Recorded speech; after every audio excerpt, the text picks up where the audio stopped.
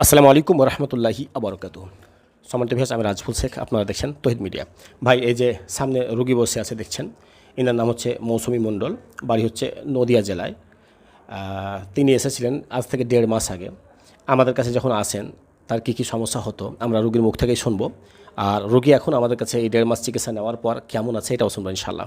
জি বলেন, আপনি আমার কাছে আসার আগে কী কী সমস্যা হতো আপনার, বা আপনার বলতে পারেন, আপনিও বলতে পারেন, যে কেউ বলে হ্যাঁ বলেন কী কী সমস্যা হতো রোগীর আগে। রোগীর মেলা রকমের সমস্যা কাছে নিতে হবে। রোগীর মেলা রকমের সমস্যা হচ্ছে হুজুর। হ্যাঁ, কি হতো?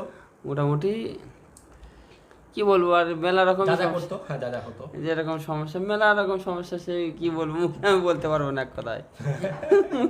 আচ্ছা, যাই হোক, রোগী ভালো আছে আপনার? খুব ভালো আছে আর রোগী। কিছু অসুবিধা হচ্ছে? না না না, আমি হ্যাঁ? যথেষ্ট খুশি, খুব ভালো। খুশি আমি 1.5 হয়েছেন? মাসের মধ্যে খুব সুস্থ আছি, এটাই আচ্ছা, যথেষ্ট। আলহামদুলিল্লাহ। আপনি বলেন কেমন আছেন? আমি সুস্থ আছি, ভালো আলহামদুলিল্লাহ। আছি। এখন ভালো আছেন তো? হ্যাঁ। খুশি হয়েছেন আমাদের চিকিৎসায়? হ্যাঁ। আমাদের খোঁজ কিভাবে পেয়েছিলেন?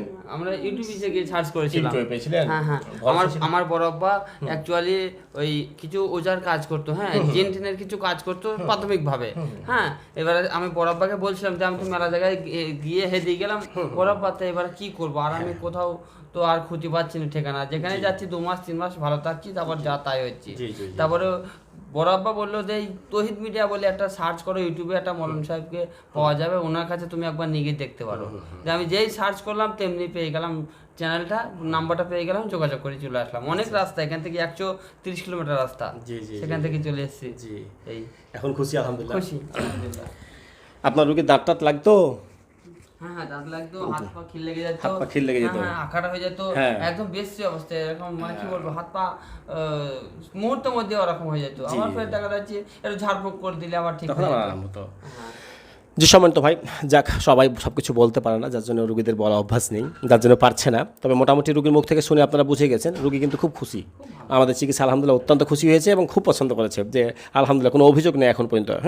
তো রুগীর কিন্তু খুব বাড়াবাড়ি হতো, দাঁত লাগা, বেহুশ হয়ে যাওয়া, হাত পা খিঁচে ধরা, হাসি কান্না, শ্বাসকষ্ট হওয়া, মৃত্যু ভয়, বুক ধরফর করা, টেনশন হলে এই সমস্যা হওয়া, রাগ হওয়া ইত্যাদি অনেক কিছু সমস্যা হতো, যা বললে ধরেন পুরো লিস্ট তৈরি করা আছে একদম।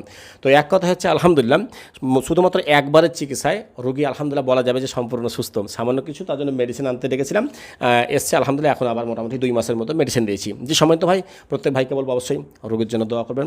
আসসালামু আলাইকুম রহমতুল্লাহি আবরকাত।